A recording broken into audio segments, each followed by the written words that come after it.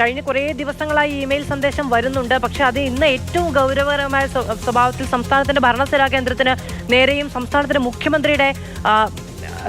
മുഖ്യമന്ത്രിക്ക് നേരെയും തന്നെ അദ്ദേഹത്തെ ഇല്ലാതാക്കി കളയും എന്ന നിലയ്ക്ക് പോലും കടന്നു വരുന്ന ഒരു കണ്ടന്റാണ് അതിലുള്ളത്. അത് എത്രത്തോളം ഗൗരവത്തോടെ എടുക്കണമോ അത്രത്തോളം തന്നെ ഗൗരവത്തോടെ എടുക്കേണ്ടി വരുന്ന ഒരു സാഹചര്യം കൂടി ഉണ്ടാവുകയാണ്. അതിനൊപ്പം തന്നെ ഇത് എവിടെ നിന്ന് വരുന്നു, എന്താണ് ഇതിന്റെ ലക്ഷ്യം, മിക്കവാറും ഒക്കെ വളരെ സാമ്യമുള്ള കണ്ടന്റ് കൂടിയാണ്. അപ്പോൾ ആ പരിശോധന അതിന്റെ ഫലം എത്രയും പെട്ടെന്ന് കിട്ടേണ്ടതാണ് ആവശ്യം. ഒപ്പം Madras Tigers, the Resistance Front, അങ്ങനെ ഏതെങ്കിലും സംഘടനകൾ ഈ അന്വേഷണ ഏജൻസികളുടെ പക്കലോ മറ്റോ അവരെക്കുറിച്ചുള്ള വിവരങ്ങൾ ഉള്ളതാണോ, അതോ ഇതും ഒരു ഇതിനുവേണ്ടി ഉണ്ടാക്കിയ പേരുകളാണോ? ഇതിനകത്ത് പരാമർശിക്കപ്പെടുന്ന കാര്യങ്ങൾ വ്യത്യസ്തമായ കാര്യങ്ങളാണ്. ആദ്യഘട്ടങ്ങളിൽ കളക്ടറേറ്റിലടക്കം വന്ന ഇമെയിൽ സന്ദേശങ്ങളിൽ തമിഴ്നാട് പൊളിറ്റിക്സുമായി ബന്ധപ്പെട്ട കാര്യങ്ങളാണ്. എടപ്പാടി പളനിസ്വാമിയെ വധിക്കുമെന്നൊക്കെ രീതിയിലുള്ള സന്ദേശങ്ങളായിരുന്നു ലഭിച്ചിരുന്നത്. കഴിഞ്ഞ ദിവസങ്ങളിൽ ഈ പഹൽഗാം അറ്റാക്കിന് ശേഷം വന്ന സന്ദേശങ്ങളിൽ പഹൽഗാം അറ്റാക്ക് നടന്നത് തിരുവനന്തപുരത്ത് നടക്കുന്ന വലിയ സ്ഫോടനത്തിൻ്റെ മുന്നോടിയായിട്ടുള്ള കാര്യമായിട്ടാണ് എന്നുള്ളതാണ്. റെസിസ്റ്റൻസ് ഫ്രണ്ടിൻ്റെ പേരിലൊക്കെയാണ്, അല്ലെങ്കിൽ അതിനോട് പിന്തുണ പ്രഖ്യാപിച്ചുകൊണ്ടൊക്കെയുള്ള ഇമെയിൽ സന്ദേശമാണ് കഴിഞ്ഞ ദിവസങ്ങളിൽ ഹോട്ടലുകളിലും വിമാനത്താവളത്തിലും ലഭിച്ചത്. പക്ഷേ ഇന്നിപ്പോൾ മുഖ്യമന്ത്രിക്ക് ലഭിച്ചിരിക്കുന്ന സന്ദേശത്തിൽ നേരെ തിരിഞ്ഞ് മയക്കുമരുന്നുമായി ബന്ധപ്പെട്ട കാര്യങ്ങളാണ് പറയുന്നത്. പക്ഷേ പോലീസ് ഇതിനെ അതീവ ഗൗരവത്തോടെ കാണുന്നു. ഇന്നലെ നമ്മൾ പോലീസിലെ ഉന്നത ഉദ്യോഗസ്ഥരുമായി ഈ തുടർച്ചയായി വരുന്ന ഇമെയിൽ സന്ദേശങ്ങളെക്കുറിച്ച് ചോദിക്കുമ്പോൾ അവർ പറഞ്ഞത് വലിയ ആശങ്കയുണ്ട്, കാരണം പ്രധാനമന്ത്രി വരാനിരിക്കുന്നു, മാത്രമല്ല ഇങ്ങനെ തുടർച്ചയായി സന്ദേശങ്ങൾ അയക്കുന്നതിന് പിന്നിൽ ഒരു ഗൂഢലക്ഷ്യം ഉണ്ടാകുമെന്നുള്ള കാര്യം ഉറപ്പാണ്.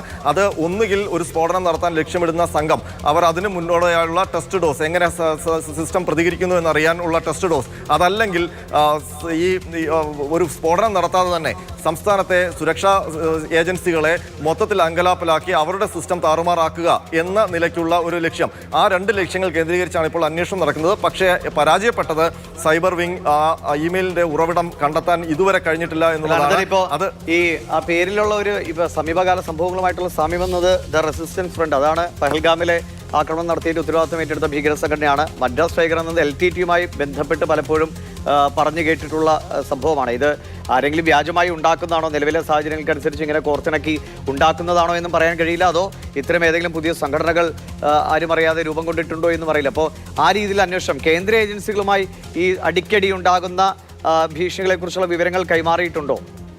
കേന്ദ്ര ഏജൻസികളും ഇതിൽ ആശങ്കാകുലരാണ്. കാരണം ഈ പ്രധാനമന്ത്രിയുടെ വരവുമായി ബന്ധപ്പെട്ട് നേരത്തെ തന്നെ സുരക്ഷാ ക്രമീകരണങ്ങൾ ഒരുക്കാൻ കേന്ദ്ര ഏജൻസികളോടുണ്ട്. IB അവരുടെ അതിർത്തി നേരത്തെ തന്നെ രേഖപ്പെടുത്തിയിട്ടുണ്ട്. ഈ സന്ദേശങ്ങൾ ഉറവിടം കണ്ടെത്താൻ, ഇതൊരു തമാശയ്ക്കാരെങ്കിലും അയക്കുന്നതാണെങ്കിൽ കൂടി ഇങ്ങനെ തുടർച്ചയായിട്ട് വരുന്നത് നമ്മുടെ സിസ്റ്റത്തെ താറുമാറാക്കുന്നുണ്ട്. കാരണം സുരക്ഷാ ക്രമീകരണം ഒരുക്കേണ്ട അതേ പോലീസിനെ കൊണ്ട് തന്നെ മണിക്കൂറുകളോളം ഇത്തരം വ്യാജ മെയിൽ സന്ദേശങ്ങളുടെ പുറകെ നടത്തിക്കുക എന്നുള്ളത് ഒരു ഗൂഢലക്ഷ്യം തന്നെയാണ്. ഒന്ന് തുടരണേ, ഞാൻ തിരികെ വരാം. TS ഹരീഷിന് ഇപ്പോൾ ക്ലിഫ് ഹൗസിന്റെ പരിസരത്ത് നമ്മളോടൊപ്പം ചേരുന്നുണ്ട്.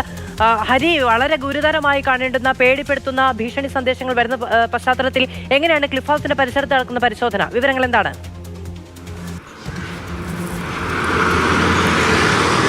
ക്ലിഫ് ഹൗസിലേക്ക് പോകുന്ന വഴി അതാണിത്. ദേവസ്വം ബോർഡ് ജംഗ്ഷൻ്റെ ആ ഭാഗത്താണ് ഞാനിപ്പോൾ നിൽക്കുന്നത്. ഇവിടെ നിന്ന് ഈ വഴി, ഈ പോലീസ് ജീപ്പ് ഇറങ്ങി വന്ന ഈ വഴി കൂടെയാണ് ക്ലിഫ് ഹൗസിലേക്ക് പോകേണ്ടത്. നമുക്ക് ഇവിടെ നിന്ന് അകത്തേക്ക് പോകാൻ പ്രത്യേക അനുമതി ഉണ്ടെങ്കിൽ മാത്രമേ നമുക്ക് അകത്തേക്ക് പോകാൻ കഴിയൂ. മ്യൂസിയം പോലീസ് സ്റ്റേഷനിലെ വണ്ടിയാണ് ഇപ്പോൾ കടന്നുപോയത്. ഇതുപോലെ പോലീസ് ജീപ്പുകളൊക്കെ അകത്തേക്ക് പോകുന്നുണ്ട്.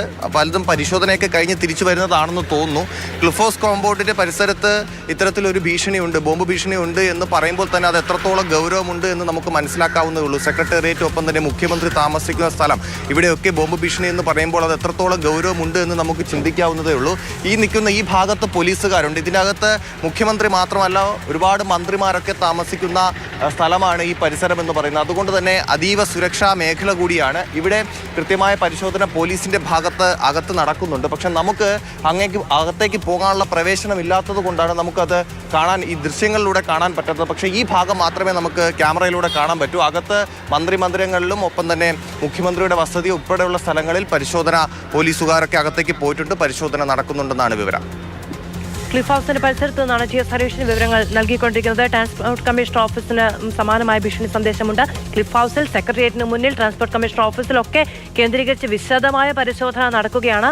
വ്യാജ സന്ദേശങ്ങൾ അനവധി വരുന്നുണ്ട്. എന്നിരുന്നാൽ പോലും എന്തെങ്കിലും തരത്തിൽ ഏതെങ്കിലും ഒരു സമയത്ത് ആക്രമണ പദ്ധതി ഉണ്ടോ എന്ന ആശങ്ക സ്വാഭാവികമായും പോലീസ് സംവിധാനത്തിന് ഉണ്ടാവേണ്ടതാണ്. നിരന്തരം എന്നതുപോലെ കളക്ടറേറ്റുകൾക്കെതിരെ സെക്രട്ടേറിയറ്റിന് നേരെ തന്നെ ഒക്കെ ഈ ഭീഷണി സന്ദേശം വന്നുകൊണ്ടിരിക്കുകയാണ്. അത് വ്യാജമാണെന്ന് സ്ഥിരീകരിക്കുക എന്ന് പറയുന്നത് ഇപ്പോൾ പോലീസിന് വലിയ തോതിൽ തലവേദന ഉണ്ടാക്കുന്ന ഒരു പ്രശ്നമായി മാറിയിരിക്കുകയാണ് എന്നുള്ളതാണ്. ആർ അനന്തകൃഷ്ണൻ വിവരങ്ങളുമായി നമ്മളോടൊപ്പം തുടരുന്നുണ്ട്. അനന്തൻ, ഇതിന്റെ ഒരു പ്രശ്നം എന്ന് പറയുന്നത് ഉള്ളതാണോ ഇല്ലാത്തതാണോ എന്ന ആശങ്ക വലിയ തോതിൽ ഉണ്ടാക്കിയെടുക്കുകയാണ് എന്നുള്ളതാണ്.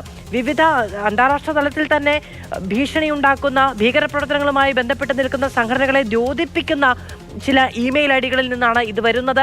ഒരേ കണ്ടന്റാണ്, സാമ്യമുള്ള കണ്ടന്റാണ് വരുന്നത്. അത് സംസ്ഥാനത്തിന്റെ ഏറ്റവും മുതിർന്ന രാഷ്ട്രീയ നേതാവിന് മുഖ്യമന്ത്രിക്ക് നേരെ തന്നെ വരുന്നു, മുഖ്യമന്ത്രിയുടെ വസതിക്ക് നേരെ വരുന്നു, ഭരണസിരാ കേന്ദ്രത്തിന് നേരെ വരുന്നു. എങ്ങനെയാണ് ഇതിനൊരു പരിഹാരം ഉണ്ടാവുക? ഇപ്പം ഞാനൊരു രഹസ്യാന്വേഷണ വിഭാഗത്തിലൊരു ഉദ്യോഗസ്ഥനുമായി സംസാരിക്കുകയായിരുന്നു. അവർ പറയുന്നത് ഇത് അതീവ ഗൗരവമായ സ്ഥിതിവിശേഷം എന്ന് തന്നെയാണ്. കാരണം ഇത് നിസ്സാരമായി കാണാൻ കഴിയില്ല. ഇതൊരു അറ്റാക്കിനുള്ള മുന്നൊരുക്കമാണ് എന്ന നിലയ്ക്ക് തന്നെ അവർ അതിനെ ഏറ്റെടുക്കുന്നു എന്നുള്ളതാണ്. ഒരു സ്ഫോടനം പ്ലാൻ ചെയ്തിരിക്കുന്നു, അല്ലെങ്കിൽ അതിന് മുന്നൊരുക്കമായി സിസ്റ്റത്തെ പരീക്ഷിക്കാൻ വേണ്ടി നടത്തുന്ന ഇമെയിൽ സന്ദേശങ്ങൾ എന്ന നിലയ്ക്ക് തന്നെയാണ് ഇപ്പോൾ ഈ രഹസ്യാന്വേഷണ വിഭാഗങ്ങൾ ഏറ്റെടുത്തിരിക്കുന്നത്. ഇപ്പൊ അതിലാ പറയുന്നത് derail his probe into DMK Jaffer Sadiq meth cartel nexus coming into Kerala from Coimbatore എന്നാണ്. ഈ ജാഫർ സാദിഖ് എന്നയാൾക്ക് ഡ്രഗ് കേസിൽ ഈ അടുത്താണ് കഴിഞ്ഞ വർഷം മാർച്ചിൽ അയാൾ അറസ്റ്റിലാക്കപ്പെട്ടിട്ടുള്ള ആളാണ്. DMKയുടെ ഒരു പ്രവർത്തകനാണ്, സിനിമാ നിർമ്മാതാവൊക്കെയാണ്. അപ്പോൾ പേരുകൾ ഇതിൽ സൂചിപ്പിച്ച പേരുകളൊക്കെ ആയിട്ട് ബന്ധപ്പെട്ട ആളുകളൊക്കെ ഉണ്ട്. നേരത്തെ അതിൽ തന്നെ സൂചിപ്പിക്കുന്നത് ജാഫർ സേട്ട്, അദ്ദേഹം ഒരു റിട്ടയർഡ് DGP ആണ്.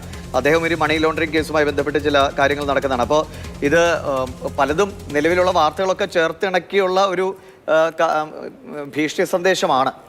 തീർച്ചയായിട്ടും അതിപ്പോൾ ഇന്നലെ എയർപോർട്ടിൽ ലഭിച്ച ഭീഷണി സന്ദേശത്തിൽ അതിൻ്റെ കോപ്പി പോയിരിക്കുന്നത് തിരുവനന്തപുരം വിമാനത്താവളത്തിനൊപ്പം തന്നെ IG@islamabad.police.government.pk എന്നുള്ള അഡ്രസ്സിലേക്കാണ്. അതിനൊപ്പം തന്നെ Pahalgam instruction for TVM Adani airport operation this is not a hoax എന്ന് പറഞ്ഞിട്ടാണ് ഇന്നലെ വന്ന ഇമെയിൽ സന്ദേശം. അത് അയച്ചിരിക്കുന്നത് യാസുർ കർബല എന്ന outlook.com എന്ന അക്കൗണ്ടിൽ നിന്നാണ്. പക്ഷേ ഓരോ ദിവസവും വരുന്ന അക്കൗണ്ടുകളുടെ പേര് മാറുന്നുണ്ട്. ആ പേര് മാറുമ്പോഴും ഇതിലെ കണ്ടന്റുകൾ ഏകദേശം സാമ്യമുണ്ട്.